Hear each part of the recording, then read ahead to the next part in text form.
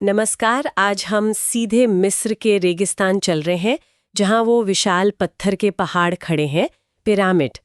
इन्होंने सदियों से हमेशा से ही इंसान को सोचने पर मजबूर किया है। बिल्कुल। हमारे पास जो स्रोत हैं आज, वो इनके बनने की कहानी, इनके अविशाल आकार और इनसे जुड़े कुछ बहुत ही कह सकते हैं हैरान करने वाले विचारों पर रोशनी डालते हैं। जी।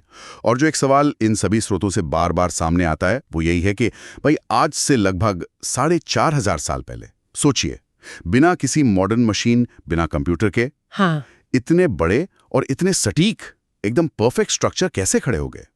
क्या ये सिर्फ इंसानी मेहनत और लगन थी, या जैसा कुछ स्रोत इशारा करते हैं, कहानी में कुछ और भी है? तो आज हमारी ये जो गहन पड़ताल है, इसका मकसद यही है कि हम इन अलग अलग नज़रियों को समझें जो स्रोतों में मिलते हैं। हम देखेंगे कि ये पिरामिड कितने भव्य थे, उनका आसमान के तारों से क्या अजीब सा रिश्ता नजर आता है। और हाँ, कुछ ऐसे सिद्धांत भी जिन पर शायद यकीन करना मुश्किल हो, पर उन पर बात करना भी जरूरी है। जरूरी है, बिल्कुल। तो चलिए इस रहस्य की तह तक चलते हैं, देखते हैं ये स्रोत हमें कहाँ ले जाते हैं। सबसे पहले तो गीजा का महान पिरामिड, हाँ। है ना?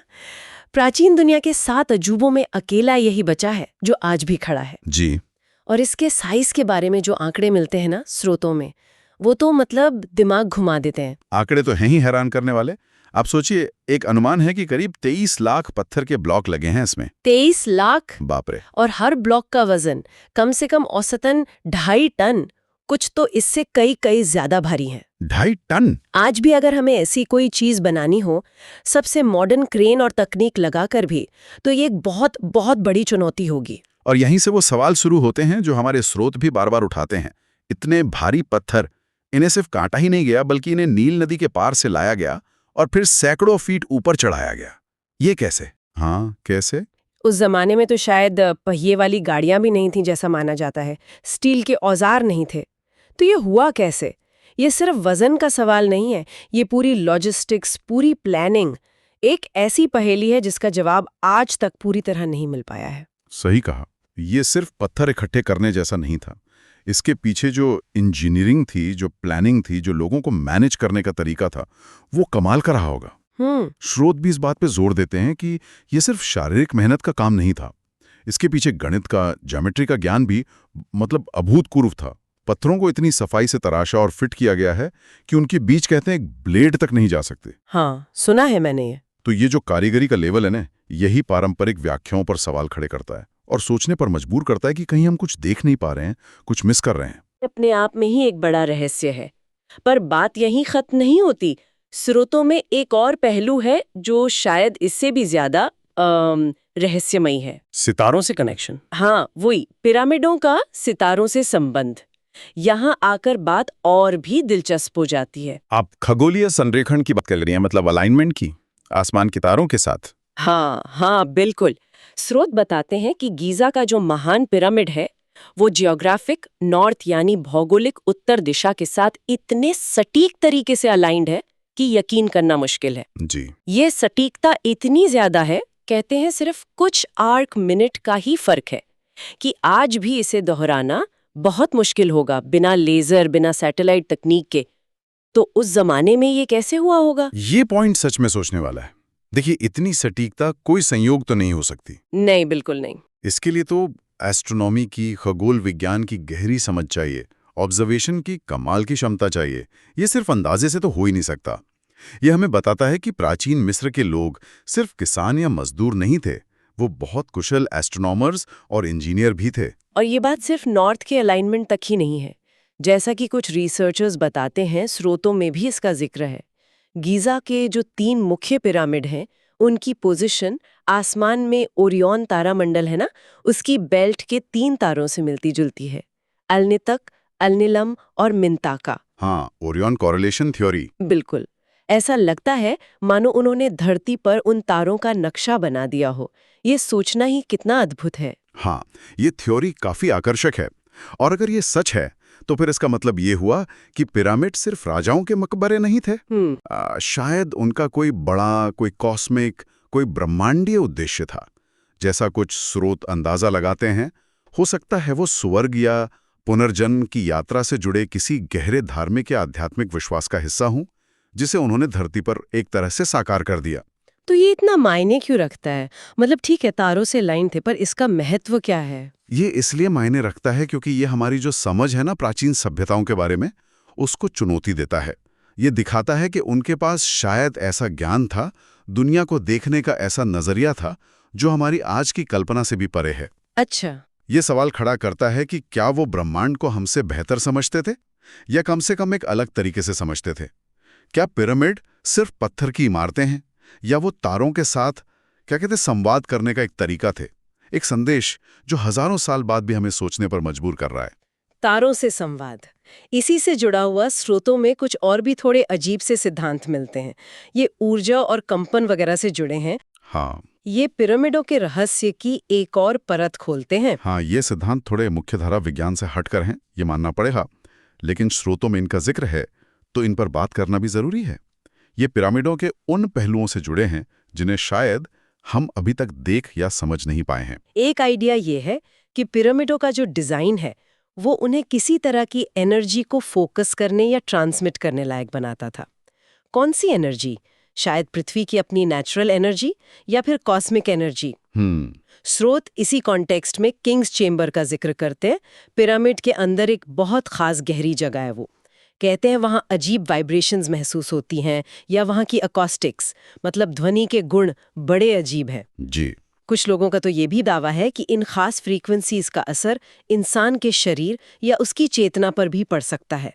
इससे मिलती जुलती बात वो हीलिंग एनर्जी या उपचारात्मक ऊर्जा वाली भी है, जिसका जिक्र कुछ स्रोतों में आता है। दावे किए जाते हैं कि पिरामिड के आकार की जो संरचनाएं होती हैं, उनमें या उनके आसपास रहने से सेहत पर अच्छा असर पड़ता है, फिजिकली भी और मेंटली भी। अच्छा। हाँ, लेकिन ये साफ करना जरूरी है कि इन दावों का कोई ठोस वैज्ञानिक सबूत अभी तक नहीं मिला है। ये ज्यादातर व्यक्तिगत अनुभव या किस्से कहानियों पर आधारित हैं। और स्रोतों में वो छिपे हुए कमरों या सुरंगों की बात भी तो है, पिरामिडों के अंदर या शायद नीचे भी, जिनकी खोज अभी चली रही है। बिल्कुल। इससे ये शक और गहरा होता है कि शायद हम अभी तक पिरामिडों का असली मकसद या उनकी पूरी बनावट समझ ही नहीं पाए। यहाँ दिलचस्प बात यह है कि देखिए, जहाँ तक इन ऊर्जा सिद्धांतों का सवाल है, उन्हें वैज्ञानिक तौर पर साबित करना बहुत मुश्किल है, शायद नामुमकिन भी। पर पिरामिडों के कुछ फिजिकल गुण वाकई ऐसे हैं जो आज भी अनसुलझे हैं। जैसे मैंने पहले कहा, महान पिरामिड के अंदर कुछ चैम्बर्स में ग्रेनाइट का इस्तेमाल। वो ग्रेनाइट सैकड़ों मील दूर से लाया गया था और उसे तराशना उस वक्त के हिसाब से बहुत मुश्किल काम था। या फिर कुछ कमरों के वो अजीब अकूस्टिक गुण। स्रोत भी ये मानते हैं कि जब तक ऐसे सवालों के पूरे जवाब नहीं मिलते, तब तक इस तरह के वैकल्पिक सिद्धांत तो आते ही रहेंगे। बात तो सही है। विज्ञान शायद अभी भी इन प्राचीन इमारतों के सारे राज पूरी तरह से खोल नहीं पाया है। और इन्हीं वैकल्पिक सिद्धांतों की लिस्ट में अब हम उस आइडिया पर आते हैं जो शायद सबसे ज्यादा कंट्रोवर्शियल है, लेकिन हमारे स्रोतों में इसका भी जिक्र है। Alien connection. हाँ। क्या पिरामिडों को बनाने में किसी बाहरी मतलब नॉन ह्यूमन सभ्यता का हाथ था? क्या एलियंस ने मदद की थी? हाँ, ये मशहूर प्राचीन अंतरिक्ष यात्री सिद्धांत या एंशिएंट एस्ट्रोनॉट थ्योरी, ये विचार तो मतलब दशकों से चर्चा में है। कितनी ही किताबें, टीवी शो बन चुके हैं इस पर। इसका जो मूल आइडिया है वो यही है कि हजारों साल पहले कोई बहुत एडवांस्ड बाहरी सभ्यता के लोग पृथ्वी पर आए जी, और उन्होंने उस वक्त के इंसानों को ज्ञान दिया, टेक्नोलॉजी दी, जिसकी मदद से पिरामिड जैसी चीजें बनी जो उस जमाने के हिसाब से बनना नामुमकिन लगता है। तर्क यही दिया जाता है कि भाई उस युग के इंसानों में अकेले ये सब करने की काबिलियत थी ही नहीं। इस थ्योरी को मानने वाले अक्सर मिस्र की पुरानी कलाकृतियों, दीवारों पर बनी कुछ तस्वीरों का हवाला देते हैं। स्रोतों में बताया गया है कि कुछ लोग इन तस्वीरों या हायरोग्लिफिक्स, वो जो चित्र वाली लिखावट होती थी, उनको ऐसे इंटरप्रेट करते हैं जैसे उनमें आज की मशीनें दिख रही हों। जैसे क्या दिखता है उन्हें? जैसे कोई विमान या हेलीकॉप्टर जैसी दिखने वाली आकृतियां, या फिर कुछ ऐसी आकृतियां जिन्हें लोग स्पेस सूट पहने हुए प्राणी समझ लेते हैं। स्पेस सूट, मतलब ये तो बहुत ही अजीब बात है। तो सवाल ही उठता है, जैसा स्रोत भी पूछते हैं, क्या ये सिर्फ पुराने कलाकारों की कल्पना थी, कोई मिथक बना रहे थे वो, या फिर वो सच में कुछ ऐसा देख रहे थे जिसे वो समझ नहीं पाए और उसे आसमान से आए देवता मान लिया? इससे एक बहुत जरूरी सवाल उठता है कि हम सबूतों को देखते और समझते कैसे हैं, है ना? हमें समझना होगा कि एक थ्योरी है जो हमारे पास जो स्रोत है उनमें से एक नजरिया पेश करती है। ये थ्योरी अक्सर वहां जवाब देने की कोशिश करती है जहां पारंपरिक इतिहास या पुरातत्व के पास एकदम साफ जवाब नहीं होते, या जहां सबूत थोड़े कंफ्यूजिंग लगते हैं, जैसे वो हायरोग्लिफ्स की बात हुई। लेकिन स्रोत ये भी तो बताते हैं कि जो मुख्य धारा के इजिप्टोलॉजिस्ट हैं, यानी मिस्र के विशेषज्ञ, वो इन तस्वीरों को बिल्कुल अलग तरह से देखते हैं। हाँ, बिल्कुल। वो तो कहते हैं कि ये धार्मिक चिन्ह है, या कोई पौराणिक जीव है, या रोजमर्रा की चीजों को स्टाइल में बनाया गया है। वो इन्हें टेक्नोलॉजी तो नहीं मानते। तो इस फर्क को कैसे समझें? बिल्कुल सही कहा आपने, और इसीलिए इस सिद्धांत का विश्लेषण करना जरूरी हो जाता है। देखिए, मुख्य धारा का विज्ञान और पुरातत्व वो इन एलियन कनेक्शन वाले दावों को नहीं मानते। उनके पास इन चित्रों और संरचनाओं की अपनी पारंपरिक इंसान केंद्रित व्याख्याएं मौजूद हैं। हाँ। और ये ध्यान रखना बहुत जरूरी है कि हम यहाँ किसी भी सिद्धांत का पक्ष नहीं ले रहे हैं। हमारा काम बस इतना है कि स्रोत सामग्री में जो अलग अलग नजरिए दिए गए हैं, चाहे वो कितने भी विवादास्पद क्यों ना लगें, उन्हें सामने रखें। ठीक है। प्राचीन अंतरिक्ष यात्री सिद्धांत जो है वो हमारे इतिहास की जो स्थापित समझ है उसे चैलेंज करता है और हमें दूसरी संभावनाओं पर सोचने को उकसाता है, भले ही उनके लिए ठोस सबूत ना हो। ये दिखाता है कि पिरामिडों का रहस्य इतना गहरा है कि वो ऐसे दूर की कौड़ी लाने वाले विचारों को भी जन्म दे सकता है। तो एक तरफ तो ये वैकल्पिक, बल्कि कई बार कल्पनाशील लगने वाले सिद्धांत हैं, और दूसरी तरफ स्रोतों में वो वैज्ञानिक और पुरातात्विक नजरिया भी है जो मानता है कि ये सब कुछ पूरी तरह से इंसानों ने ही किया। हाँ, और ये नजरिया भी अपने आप में कम प्रभावशाली नहीं है। मुख्य धारा का मत यही है कि पिरामिड प्राचीन मिस्र के लोगों की अविश्वसनीय सरलता, उनकी संगठन क्षमता, उनके गणित के ज्ञान और बहुत बड़े पैमाने पर इस्तेमाल की गई इंसानी मेहनत का नतीजा है। हजारों, शायद लाखों मजदूरों ने दशकों तक काम किया होगा। उन्होंने शायद रैंप बनाए होंगे, लीवर का इस्तेमाल किया होगा, पानी की मदद से पत्थरों को खिसकाया होगा, ऐसी तकनीकें जिनका आज हमें पूरा ज्ञान शायद ना हो। ये इंसानी संकल्प और सहयोग की एक अद्भुत मिसाल है। तो मतलब एक कहानी है इंसानी प्रतिभा और पसीने की। निश्चित रूप से। और ये कहानी भी अपने आप में कम हैरान करने वाली नहीं है।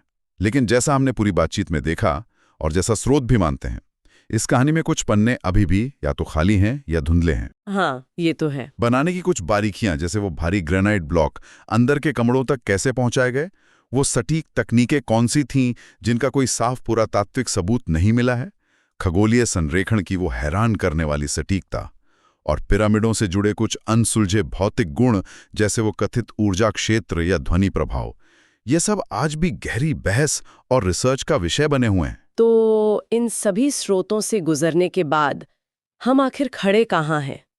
ऐसा लग रहा है जैसे हम एक दौराहे पर हैं।